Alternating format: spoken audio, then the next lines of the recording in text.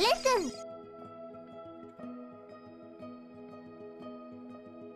S'il y a bien un thème qui parcourt tout Death Stranding, c'est bien celui du lien. Le lien humain entre les personnages qui va se former au fil du scénario, le lien que Sam Porter développe entre les villes en les connectant au réseau, le lien qui unit Cliffhanger et Sam. Et évidemment, l'affection que Sam va porter à BB-28 jusqu'à lui donner un nom et même l'adopter à la toute fin du jeu.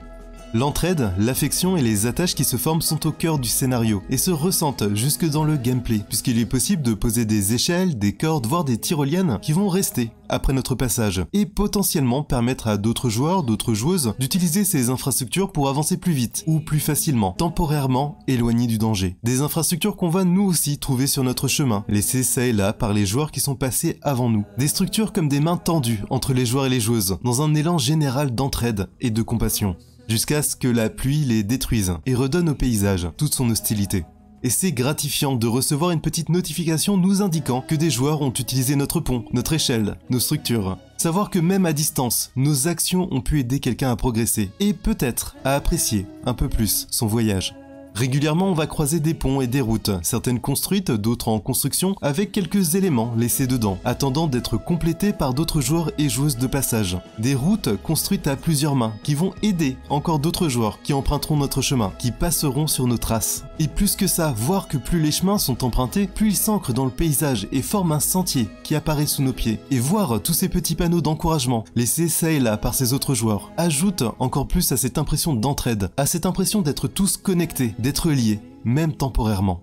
Et c'est un beau message que le jeu envoie, qui en plus fait écho au thème principal qui est développé au fil des missions, des cinématiques et du scénario. Death Stranding, c'est autant un jeu sur le voyage, sur l'instant et sur le fait de profiter du moment présent qu'un jeu sur l'humain et ce qui nous permet de vivre ensemble, de créer des liens entre nous. Mais malgré sa volonté de proposer un message universel et très humain, un élément entre en contradiction et en rupture avec tout ça. Et cet élément, ce sont les armes que Sam va pouvoir accumuler tout au long de son aventure.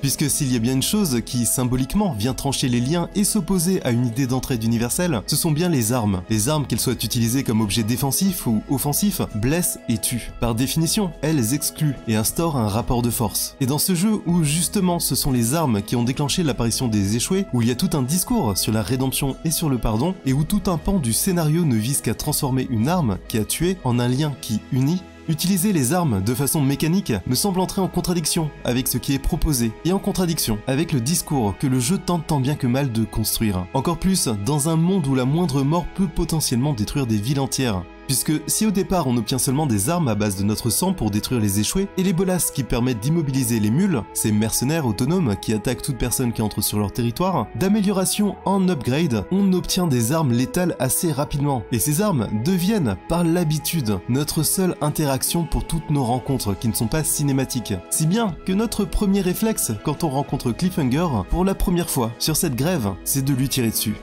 Sam l'a pourtant déjà vu avant cette première vraie rencontre, dans ce qu'il pensait être les souvenirs de BB-28. À plusieurs reprises, Sam découvre Cliff dans un quotidien marqué par la tristesse de sa situation, mais aussi par l'espoir. L'espoir que son calvaire finisse, l'espoir que son bébé naisse réellement, l'espoir d'être père. Sam connaît un Cliff très humain par le biais de ses visions. Et même si les cinématiques nous laissent apercevoir un Cliff menaçant, prêt à faire la guerre, prêt à tuer, lorsque Sam arrive finalement proche de lui, ce n'est pas face à quelqu'un de déterminé à tout tuer qu'il se trouve. C'est face à quelqu'un qui doute, quelqu'un qui a peur, où se mêlent confusion et tristesse, amertume parfois, mais certainement pas de la colère, jusqu'à ce que le joueur lui tire dessus, en premier.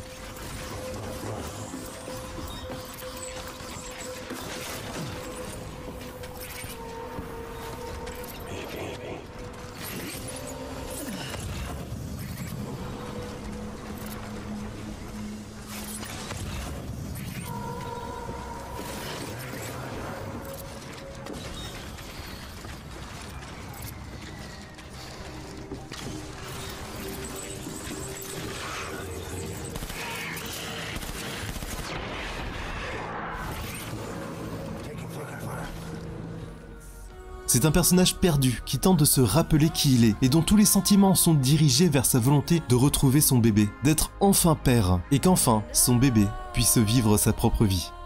Et pourtant, notre seule interaction possible sera avec ces armes que nous avons trouvées sur le champ de bataille. Impossible de faire autrement, il faut lui tirer dessus. Mais ici, pas pour nous le faire regretter, pas pour nous forcer la main sur une solution vaine, comme le jeu le proposera avec Amélie. Ici, si nous tirons, c'est simplement parce que nous sommes dans un jeu vidéo. Nous ne sommes plus face à Cliff, nous sommes face à un simple boss. Un boss que nous affronterons 3 fois, un boss à plusieurs phases et patterns. Par l'usage des armes, l'humain avec ses doutes et ses rêves s'efface au profit d'un simple personnage mécanique, un boss à battre. Et j'ai cette impression que même si le parti pris original est très fort et propose une expérience inattendue et nouvelle, le jeu hésite constamment entre ce qu'il souhaite transmettre et sa nécessité de cocher des cases du jeu AAA. Il y a une sorte d'aller-retour permanent entre ces deux visions et une confrontation constante entre ces idées. Et je ne serais pas surpris d'apprendre que si les mules ont été intégrés, c'est dans cette idée-là. Tant le style de jeu à base de combat et de course-poursuite détonne avec l'ambiance, l'univers et le scénario que le jeu développe. C'est le même décalage que j'ai ressenti lors des combats contre Cliff. Et finalement, je me demande si Death Stranding n'aurait pas été plus proche de son message, sans cette nécessité à armer les héros, sans ce réflexe du AAA. D'autant plus qu'au-delà du lien, le jeu propose tout un discours sur la fragilité de la vie, de l'être humain, que nous ne sommes que deux passages temporaires dans l'existence, et qu'à vivre comme si nous étions immortels, nous perdons notre humanité. Et ce discours aurait certainement été encore plus fort sans les armes à feu, et même en allant encore plus loin sans les armes de sang, puisque c'est avec ces armes que Sam va se transformer et changer de statut. Au début du jeu, Sam n'est qu'un humain, ce n'est pas un héros tout puissant, il n'a pas la capacité de grimper à toutes les surfaces, comme Link dans Breath of the Wild. Il n'a pas l'agilité des assassins de Assassin's Creed. Il ne peut pas affronter les créatures qu'il croise, comme un Dante de Devil May Cry. Les seules choses qui lui permettent d'affronter un peu plus sereinement les éléments sont les constructions et les appareils qu'il porte. Il y a une forme d'humanité qui se dégage de Sam au travers de ce gameplay, et qui entre en résonance avec le propos du jeu. Mais d'un seul coup, avec l'apparition des armes de sang, c'est le corps tout entier de Sam qui devient une arme. Il change de statut, il n'est plus humain, il devient un élu, un personnage quasiment biblique. En se transformant métaphoriquement, il perd cette part d'humanité simple qui le caractérisait dans les premiers instants du jeu. Il n'est plus un individu, il n'est plus un simple humain avec ses forces et ses faiblesses. Il devient un héros, capable de tuer ceux qui ne peuvent pas être tués.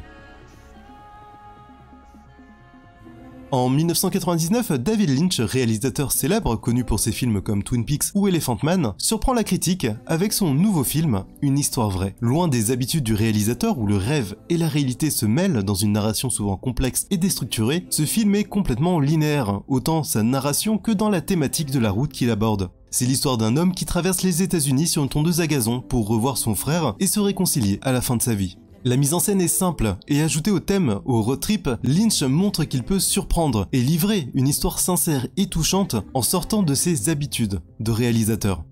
Et si je vous parle de Lynch, c'est parce qu'il fait partie des réalisateurs préférés de Kojima, un réalisateur qui l'influence dans son travail et qui se voit particulièrement dans sa façon de scénariser de façon déstructurée, sans chronologie apparente, et dans sa façon d'intégrer des éléments du rêve qui viennent se mêler à la réalité qui est décrite. Le cœur de Death Stranding propose une expérience nouvelle et une vision très humaine et touchante, mais qui vient malheureusement être noyée sous les habitudes de Kojima et sous les réflexes du AAA, qu'il soit dans le gameplay, dans la narration, dans la nécessité du jeu long ou encore dans le scénario. Si des histoires complexes s'inscrivent parfaitement dans les thèmes abordés par les Metal Gear, les thèmes plus humains et plus simples que Death Stranding aborde, alliés à ce gameplay sur le voyage, la solitude et l'entraide, auraient mérité un traitement lui aussi plus simple, plus humain et plus sincère. Et Death Stranding aurait pu être une histoire vraie de Hideo Kojima, d'autant plus qu'une histoire vraie sous son allure de simplicité bénéficie d'une double lecture, où Lynch parle finalement de son propre rapport au cinéma, et ce n'est pas pour rien si le réalisateur a qualifié ce film de l'un des plus expérimentaux qu'il ait fait, alors qu'à première vue, il paraît justement l'un des plus simples. Dans Death Stranding, Hideo Kojima tente de parler aussi de ses habitudes, avec notamment la figure de Higgs, le boss de fin qui devient un combat méta, sauver la princesse en détresse et battre le boss. Mais là où ça fonctionne bien avec Lynch, c'est qu'il se dépouille de toutes ses habitudes pour parler de lui-même, là où Kojima ne prend finalement jamais de distance avec les siennes. En tant que premier jeu de Kojima Productions, Death Stranding aurait pu marquer un renouveau, lui faire se distancer des habitudes de narration et de gameplay des Metal Gear, sortir des habitudes de la guerre et des conflits politico-industriels, de la nécessité de l'action et sortir du cadre du héros, plus humain et plus sincère.